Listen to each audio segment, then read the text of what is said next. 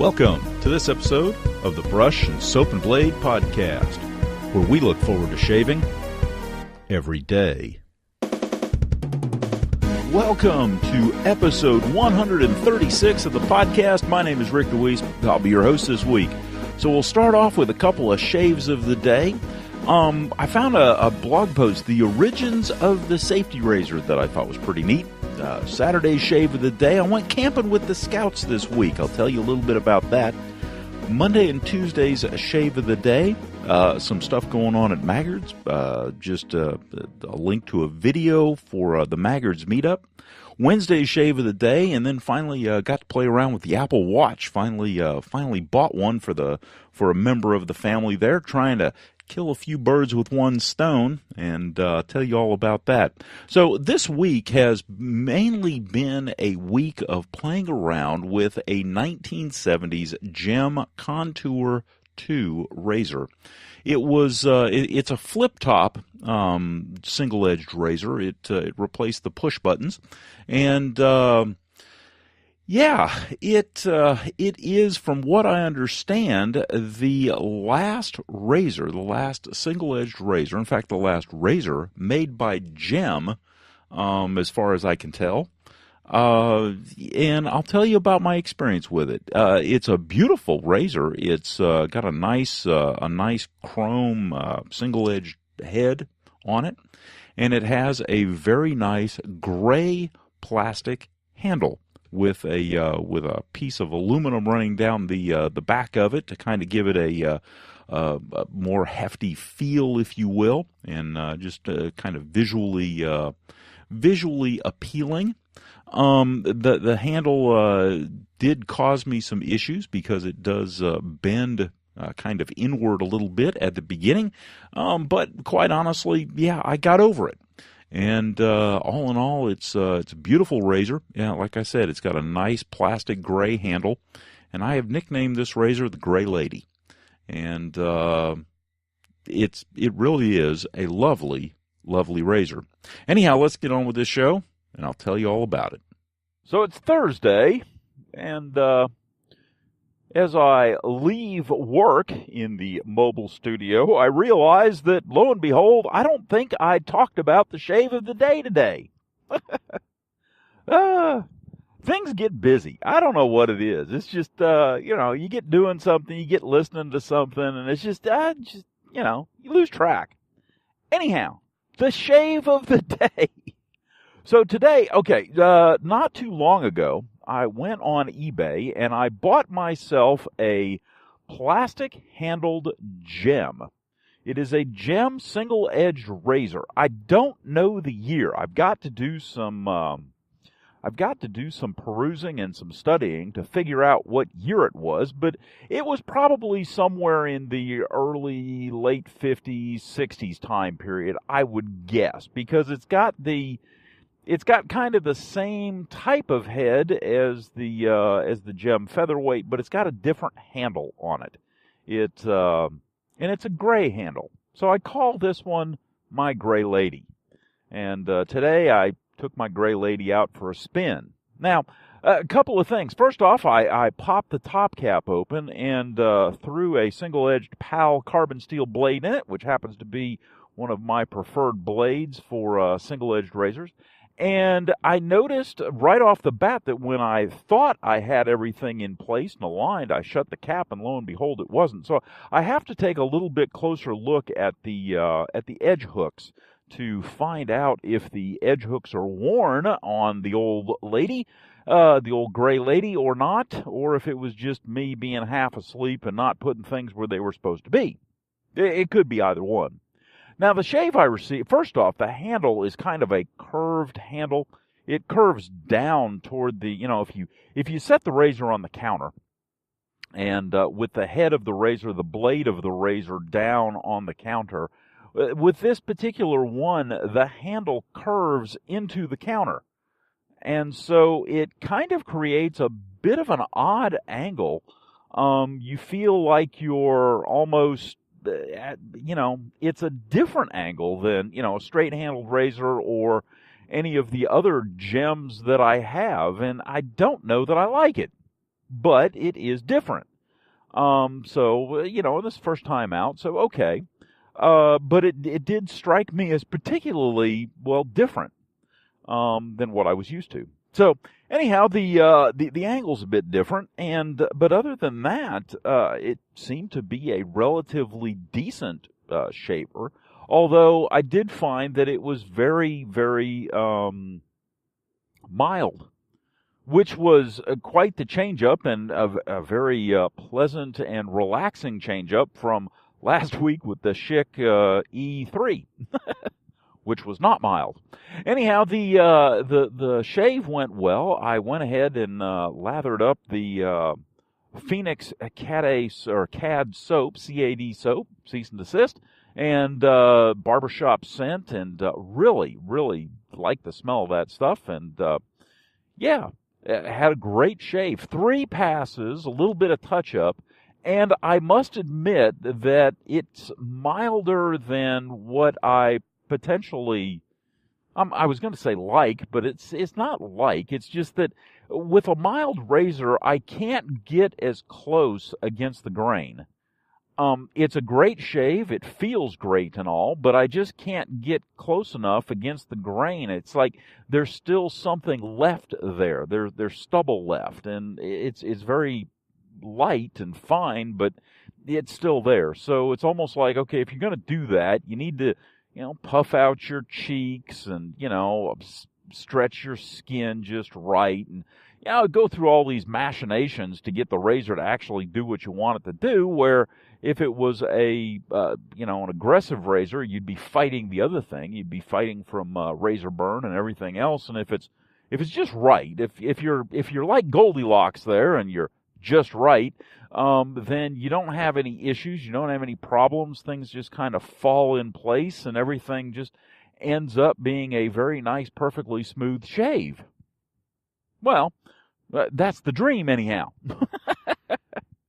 How much of us are Goldilocks and get the thing that is just right? Well, you can dream, right? I mean, that's why we do this, so that we can find that absolutely perfect combination that gives us, the perfect BBS shave every morning with the absolutely luxurious brush that you only had to swipe twice to get the perfect load, and it lathers itself, and then the brush goes off and makes coffee while the razor shaves your face as you're sitting there, and the top of the lid of the shaving soap runs off and cooks some bacon and eggs, and so everything is prepared, so when you're done, the aftershave applies itself, and you go on to have an absolutely glorious day, while all your shaving paraphernalia, takes care of you like the butler, the maid, and the driver. I mean, come on, if you're going to dream big, right? Anyhow, that was the shave of the day.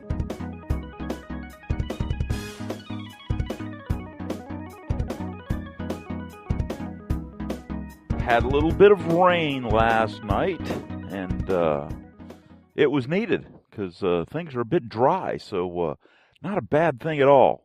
Anyhow, let's talk about the shave of the day. Okay, so the shave of the day is with the Gem razor, the Gray Lady, and in fact, after a quick bit of research last night, turns out that this thing is a Gem Contour 2.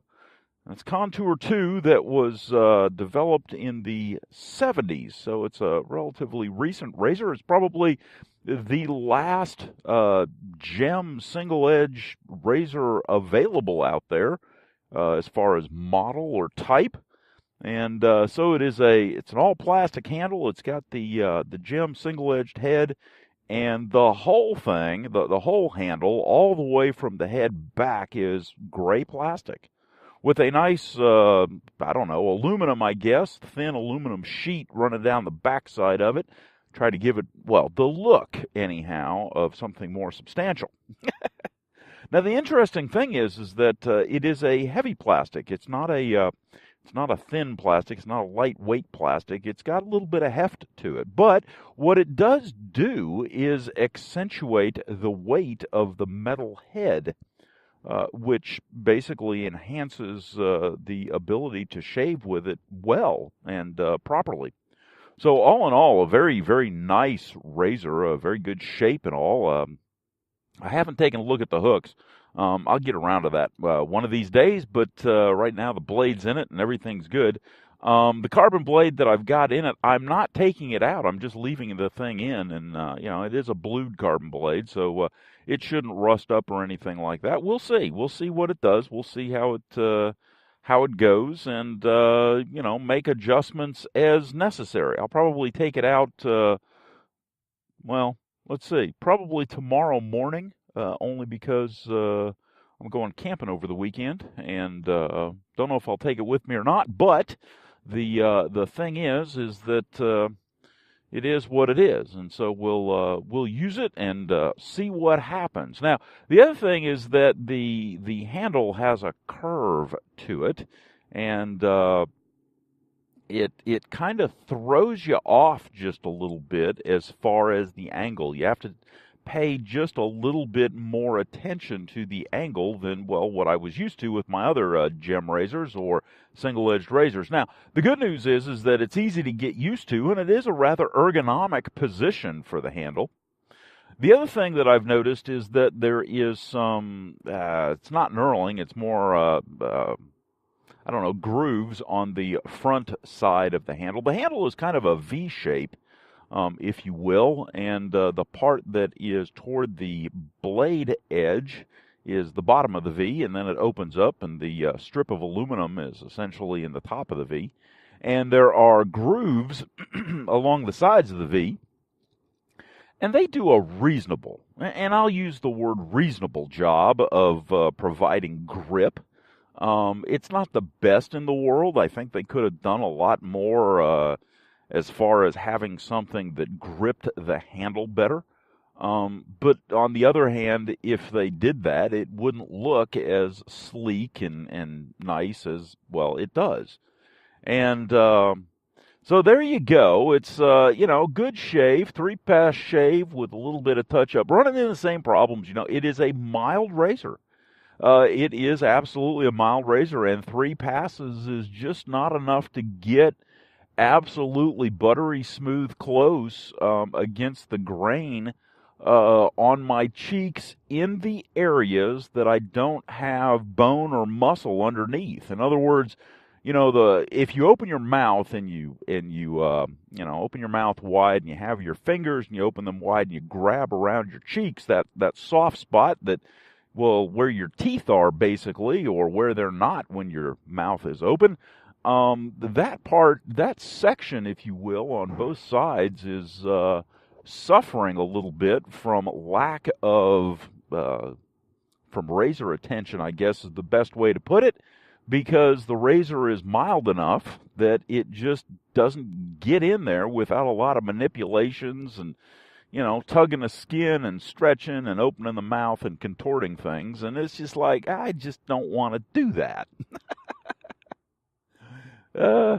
So anyhow, it's, it's not bad. I mean, socially acceptable comes very, very easily and very, very quickly. And that's what I would put this shave as, with a mild razor with no, a mild razor with no muss and fuss and contortions and all this other nonsense will give you a socially acceptable shave very, very easily and very well, and you don't have to worry about cutting or nicking or anything else. And realistically, that may have been the push there, in that a mild razor, in that a mild razor is not going to lead you to cut yourself. And it may be the slow diminishing ability of the American male to deal with, be gentle, to not be rushed, if you will, and to not succumb to the bloodletting that shaving can be if you're not careful. Could be. It's interesting. I look back along the history of the razors that I have, and I have this thing, which is a very mild razor, and then it leads into the track 2s and eventually the cartridge razors that you really can't. I mean, you really have to work hard at cutting yourself except on the chin or, curved areas or stuff like that. But you kind of have to work hard on the flat surfaces of your face to cut yourself with a cartridge razor. Well, okay, you'd have to work a little bit to cut yourself with this one. And as I go back through the history, the work that you would have to do to slice yourself diminishes. Less and less. Now, the question is, why have we become a bunch of wimps? Have we gotten to the point where, oh my gosh, it's a sharp thing and, can't have that, give me a kitchen knife instead? No, I don't necessarily buy that. What I would, and this is just me, and I have this particular bias, and I think everybody knows it, it is the particular marketing ploys and marketing schemes that were adopted in that era of, you don't have time, you don't want to rush, you just want to go and get the job done because you've got other things to do. You're more important than to stand there and have to shave 3, 4, 5 passes, whatever it was, and you just want to go shave, one pass and then boom, you're out the door. Socially acceptable is fine and no big deal, and, you're busy. You don't have time. And as you look and as you go through history, it just becomes more and more and more of that. And so you kind of wonder, okay, was that the predominant push within the marketing realm of things? And if that's so, if people get cut, oh my gosh, I don't like this razor, I cut myself with it. Well, okay, does it give you a good shave? Yeah, but I cut myself with it. No. Did it give you a good shave? Yeah, but I cut myself with it. Okay. So instead of holding the person accountable for the fact that they're not well versed and well practiced with a particular razor so that they can get a good shave without cutting themselves, we hold the object responsible and must diminish the capacities and capabilities of the object to prevent anyone from doing harm. That sounds familiar too, doesn't it? So between those two mindsets, if you will, of the last 50 years, you can definitely see how this evolution took place. But it is interesting and it is fun, and I am enjoying this razor. I'm glad I bought the thing. The plastic handle, for example, is riveted, or at least it appears to be riveted to the head. A very, very good solution, and unique solution, good solution, inexpensive. Plastic handle, there's no molding, you do all the good stuff in the head of the razor where the cutting occurs and where you need everything to be stable and correct, and that's the way it should be. So far, I'm on board. Yep. Now, if you could just get it a touch more aggressive, then I'd be all in.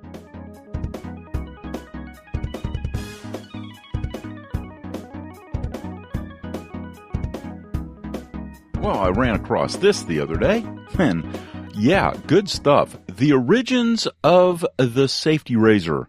And it's one of the postings in the Manliness Kit, and I will go ahead and link to that. It was a guest author that was done by Sean Tracy, owner of Manly Stuff.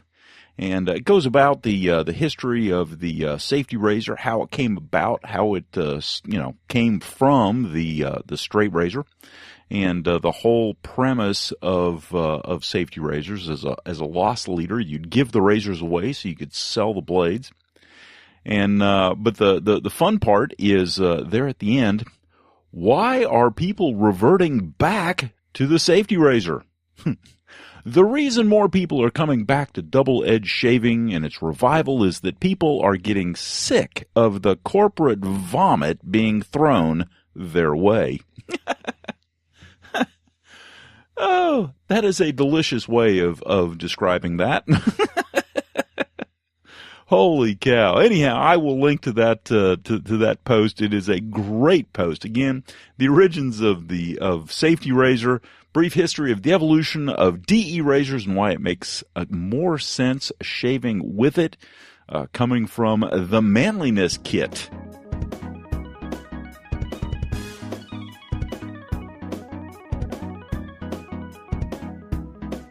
So I changed blades in the Gray Lady, and I did this on Saturday. So let's talk about Saturday's shave of the day. Okay, so Saturday's shave of the day, I went ahead and whipped up some basilica, and just because it happened to be sitting on the sink, and it's the weekend, so, why not?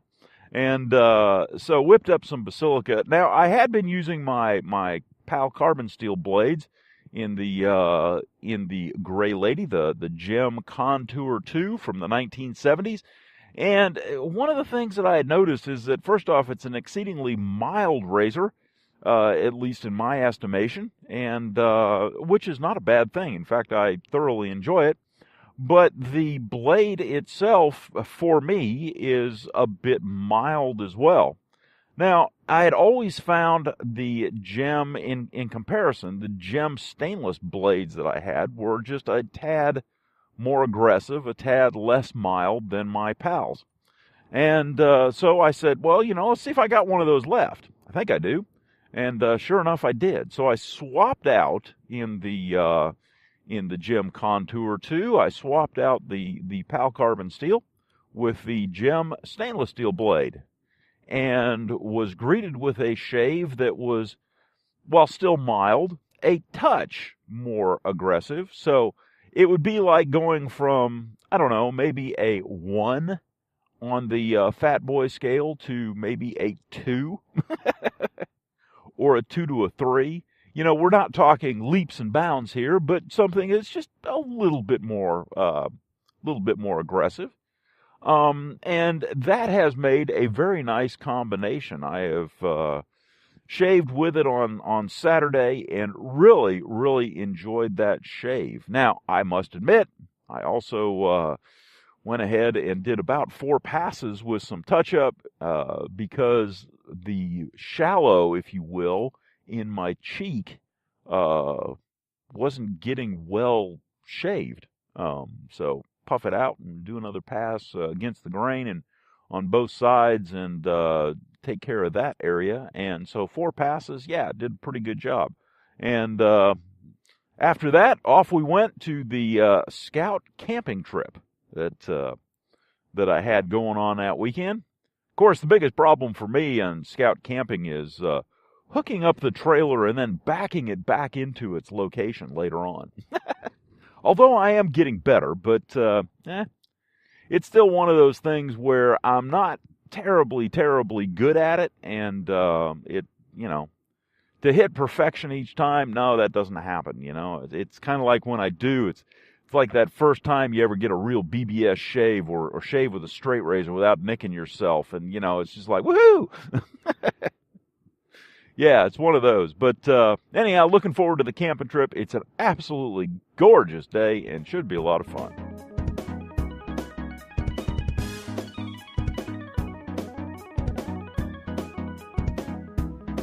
Well, I had a good time camping with the Scouts this weekend. Went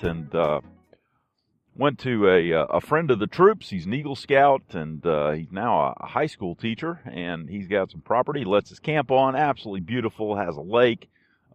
Did a great job camping. It just, all the boys pitched in. The younger ones, I couldn't be more proud of them. They stepped up, no complaints, no issues, cooked, cleaned, pitched tents, had a good time. Yeah, it was a fun time was had by all. It's interesting when they come from Cub Scouts into Boy Scouts. Oftentimes within the Cub Scout arena, they don't have to cook, they don't have to clean, they don't have to put up their own tents, because typically their parents are along for the ride to a great extent and are helping them do that. So to have them actually step up and without any complaining, without any it's just what you do.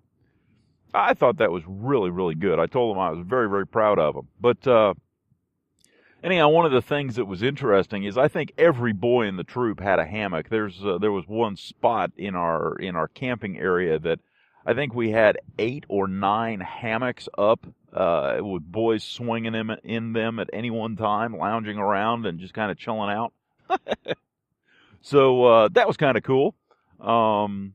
It's always good to see that. It's always good, especially to see that, you can have something like that, and at the same time, having the boys understand how to put the hammocks up, take the hammocks down, knots to tie, and things like that. So all good stuff.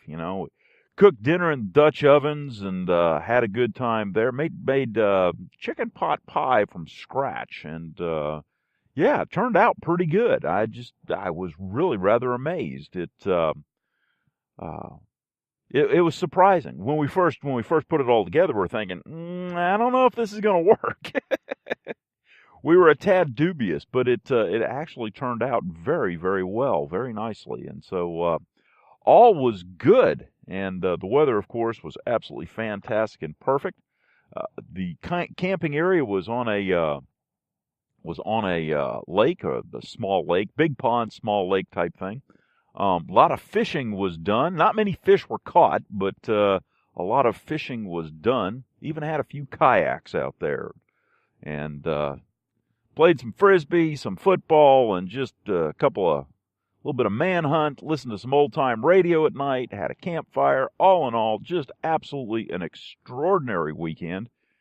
And it was funny. I was sitting there in the middle of it. Now, just so you understand, my oldest boy is turning 18 this summer. He's pretty much said, or my youngest boy, rather, turning 18 this summer, and told me about, 8 months ago that he was pretty much done with scouting. He made it up to life, and I'm okay with that. But he didn't, he had a good bit to go for Eagle, and he didn't want to make that journey. Okay, fair enough.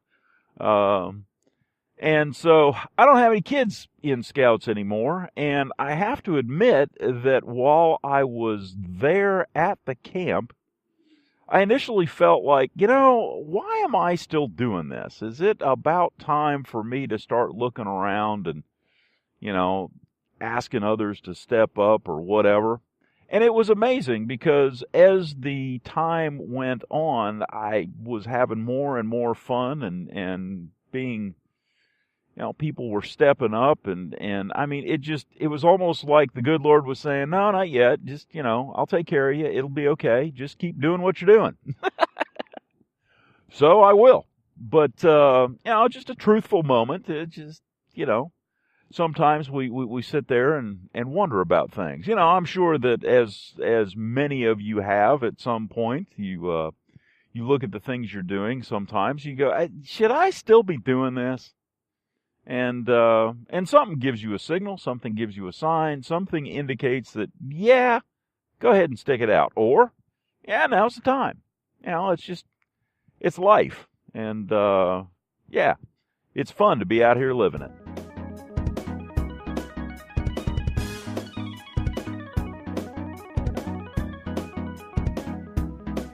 Well, we made it through the weekend. We're now here at Monday.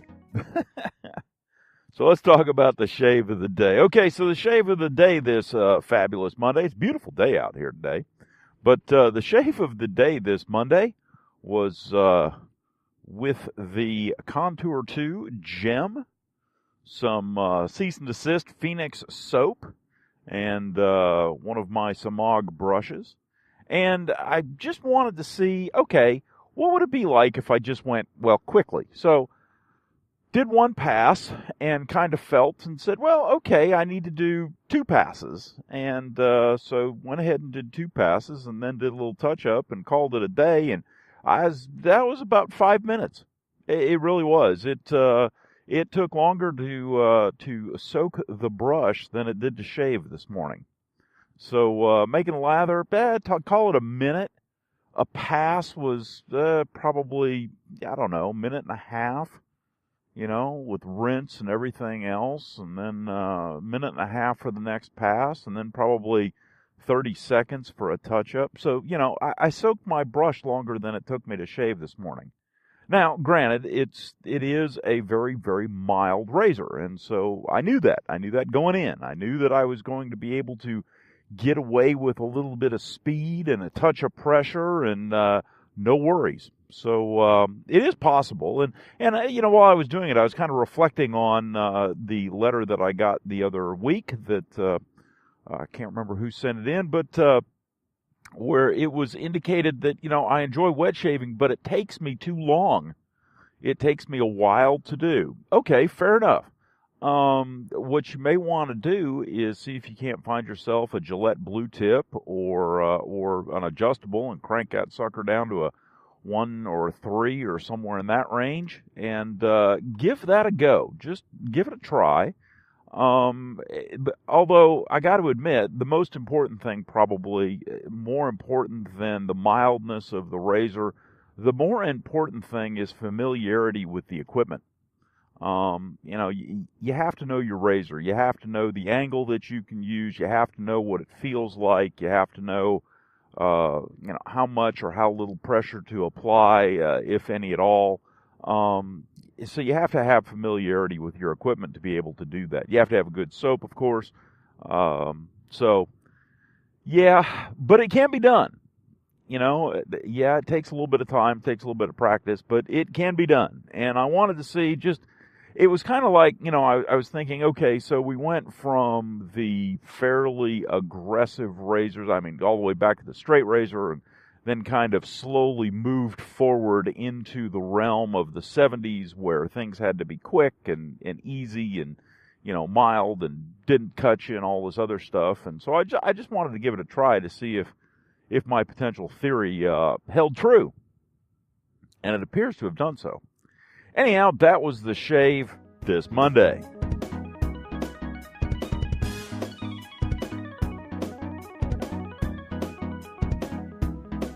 Well, it's raining. Yeah, I don't think it's ever rained not like this anyhow, while I was doing a segment of the podcast. So it'll be interesting to find out if the sound of the rain comes through. So let's talk about the shave of the day. The shave of the day was with the Gem Contour 2, otherwise known as the Gray Lady, and a Gem stainless single-edge blade, along with some Phoenix cease and desist, CAD, barbershop scent soap, and one of my Smog brushes, my Smog Italian brush, I believe. But this time it was a little bit different. This time it was essentially a single-pass shave with some touch-up in the shower. And it was very nice. However, one of the things that I noticed is that, if you recall yesterday, I told you that one of the reasons that I put the Gem single-edge blade in there, the Gem stainless, was because, well, it was just a touch more aggressive. Well, it also has a tendency to give just a touch more razor burn, even in the shower.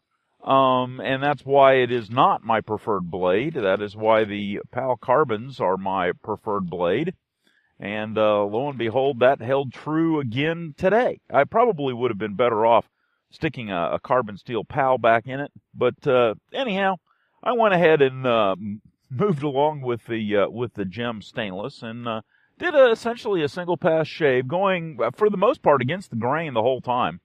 I can do that in the shower because everything is well prepped and softened and everything else, and I don't have any real big issues. I didn't get the razor burn from that. I got the razor burn, from the blade. So, because I've done this before on many, many occasions, and I do not have razor burn issues. But this go around, yeah, I did. And it wasn't the Gray Lady's fault because, she's mild and gentle. Unlike the blade that I put in her. Anyhow, all in all, it was good. Of course, anytime if you haven't ever shaved in the shower, even if you need a mirror, go get a mirror and take it in there, because the scent of the soap just absolutely envelops the whole area. It's like you're surrounded in whatever scent the soap in. It really creates a luxurious experience. So you might want to give it a try. So anyhow, single pass shave, a little bit of touch up. It's rather interesting to a certain extent, because while I had thought, and this is something that goes along with, people always tell you, but sometimes you pay attention, sometimes you don't. The grain of my beard on one side, I had always thought it was up and down, but it's not really. It's more of at an angle. And I hadn't really noticed that, or at least paid much attention to it, because with previous razors that were not as mild, I didn't have to. It just kind of shaved it off, and no muss, no fuss, no big deal, nothing remaining. Well, with a gentle razor, you don't really have that situation, and you have to pay more attention to where things are coming from and directions and everything else. So, you know, if you want to learn the grain direction of your beard, yeah, take a morning on a Sunday or something like that when you have plenty of time, and you know, go after it with a mild razor. And you'll probably learn a good bit. So anyhow, that was the shave of the day.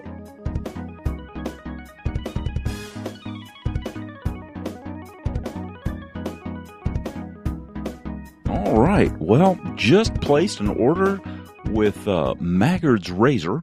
Had been looking forward to something that they got in, and finally came back, and lo and behold, they had some stuff that I wanted, and well, I placed an order.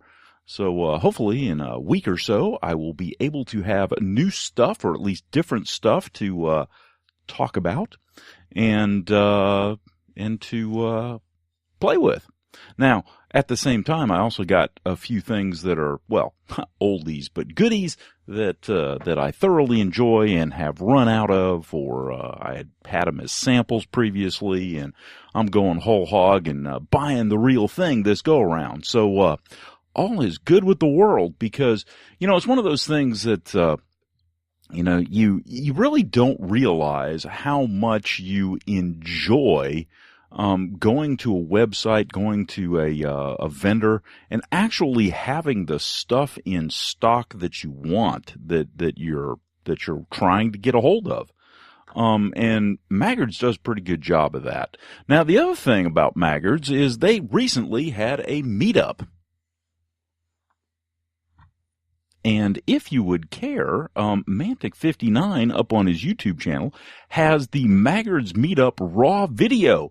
So he actually has some video of what the inside of Maggards store looks like if you've never seen it. And it's pretty cool. Boy, you want to talk about a place that is jam-packed and stocked up, and, well, actually a really good setup, because you can actually put your hands on things. Holy cow. You know, when you're looking at razors, what a deal, huh? And so that's a good thing. So anyhow, I'll put a link to that as well, the Maggards Meetup Raw video that they just had, and it looks like a good time was had by all. And meanwhile, I'll just sit back here and wait for my package from Maggards to show up.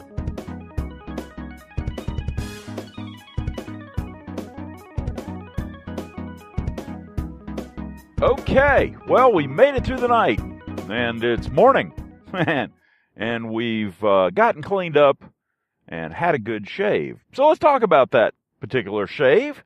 Okay, so I went ahead and soaped up some Phoenix again, and some Og brush, just because it seems to load very, very nicely. I really find that I like my boar brushes better than I like my badger brushes, and it's perhaps the fact that I don't have any really, really, really good badger brushes, so I may have to work on that, but that's okay. At the end of the day, you know, I find them to be just about right in the amount of scrubbiness and softness and everything else. They just seem to do a good job for me. So anyhow, today was the last turn about the floor, if you will, with the Gray Lady, otherwise known as the Gem Contour 2. Now, I started, it was interesting. I started, and I had a Gem stainless single-edge blade in there, and I took a couple of passes, or a couple of strokes, if you will, on the first pass, and went, whoa, wait a minute, time out. I should, somewhere around here, have a feather blade with a spine on it. And lo and behold, I did. I found it. It was in my gem featherweight, and proceeded to pull that out of the gem featherweight and throw it in the Gray Lady.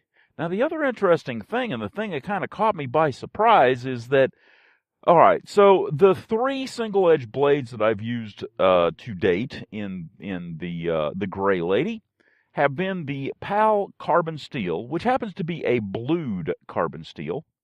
I used that for about 3 to 4 days, never took it out, never dried it off, nothing. And, you know, when I took it out, it looked fine. There was no issues with it. There's no corrosion. There's no marks or anything on the inside of the razor. No nothing. I mean, it was just, it was clean on the inside. The blade was clean. Everything was good. When I took the gem stainless single-edged razor out, I had corrosion. I had stuff that was black. It was curious. And I'm thinking, wait a minute, this thing's supposed to be a stainless razor, stainless blade. What the heck is going on? And it's going to take me a while to figure this one out. I mean, obviously it's corrosion and oxidation and stuff, but I'm like, what is going on?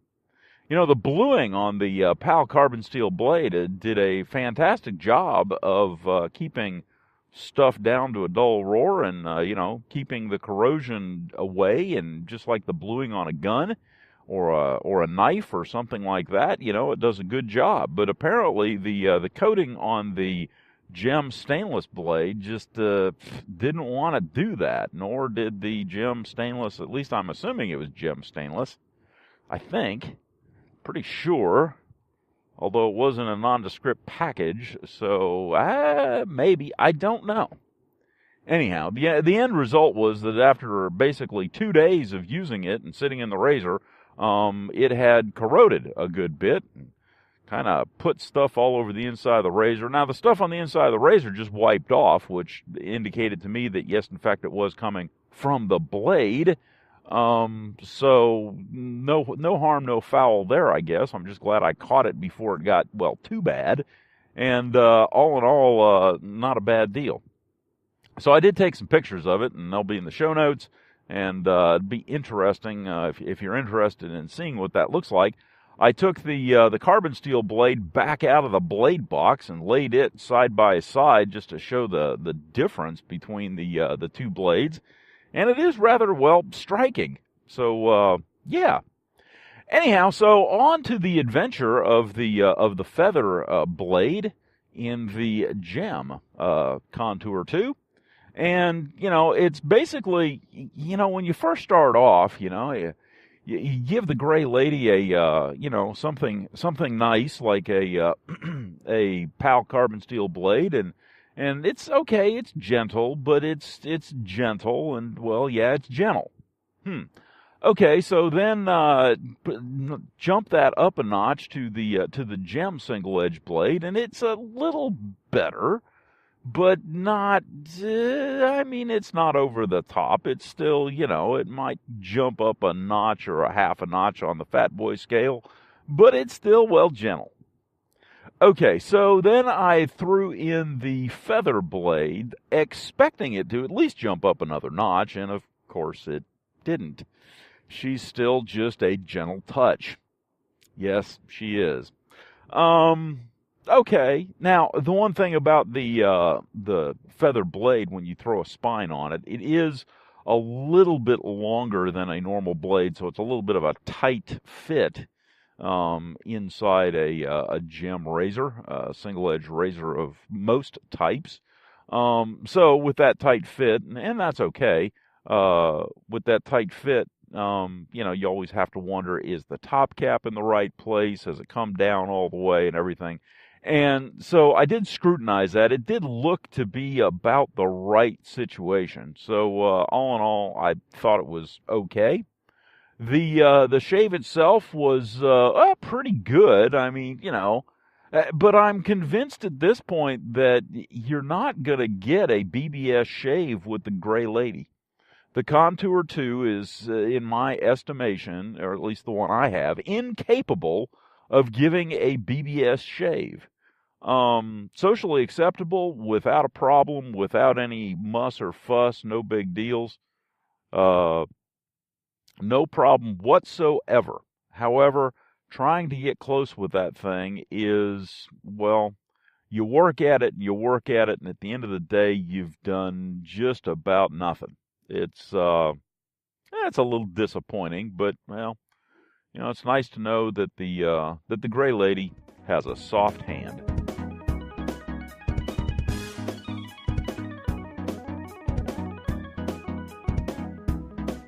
So we've been having fun the last couple of days.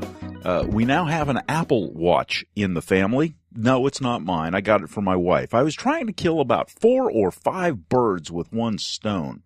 First off, my wife enjoys her Fitbit, but her Fitbit is getting a little long in the tooth, and it was having some problems syncing up, and so kind of came to the realization that, well, maybe after all this time, we're going to have to replace it.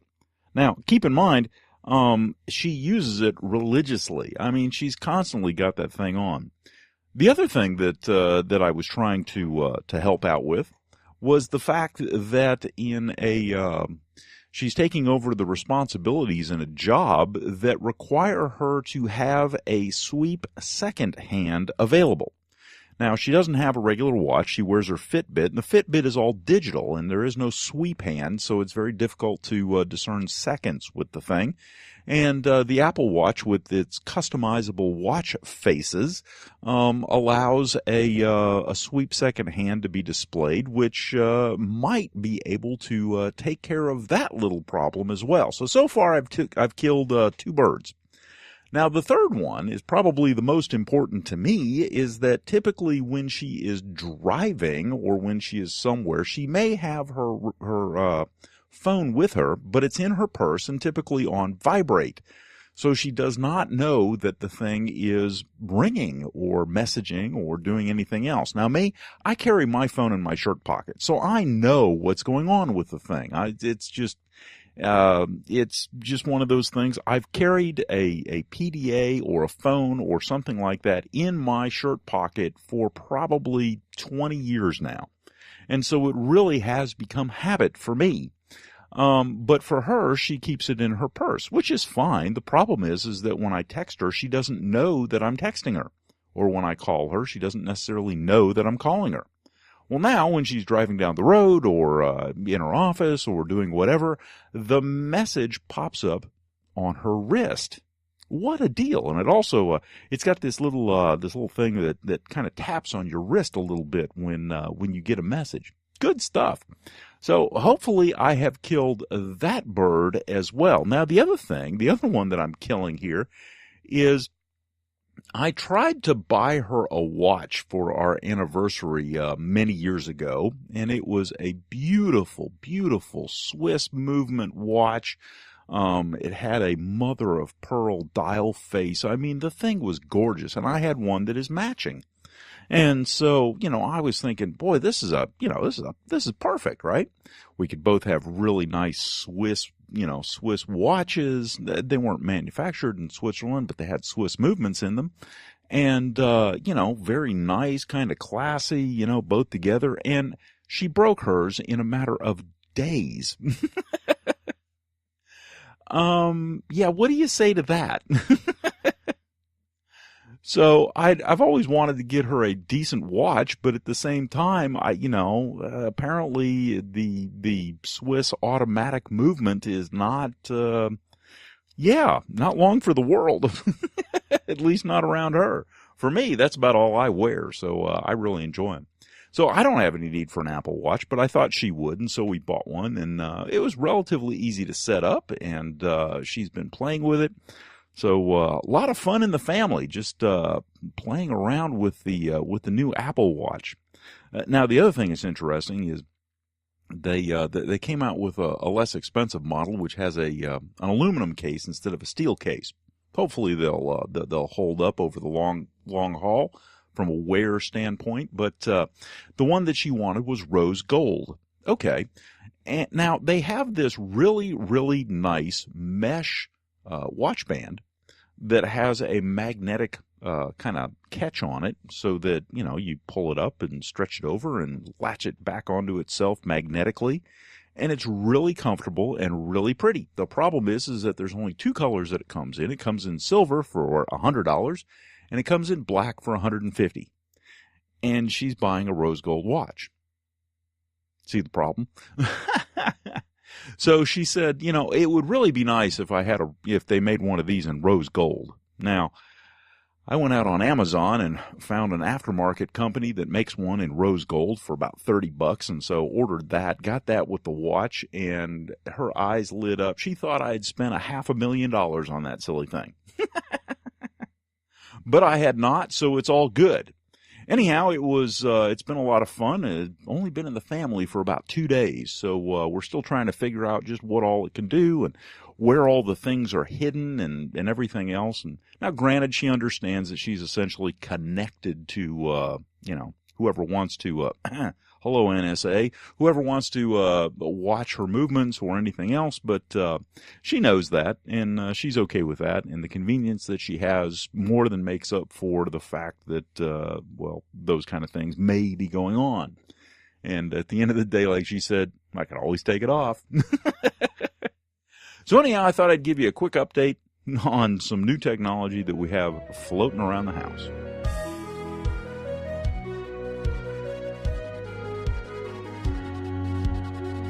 Well, that concludes this episode of the Brush and Soap and Blade Podcast. I hope you enjoyed listening to it as much as I enjoyed making it. If you have some suggestions or would like a topic covered, drop me an email at brushandsoapandblade@gmail.com or give me a call at 864-372-6234 or contact us on Twitter at BrushnBlade. You can also visit us at our blog, brushandsoapandblade.wordpress.com. As always, we're available on iTunes and Stitcher.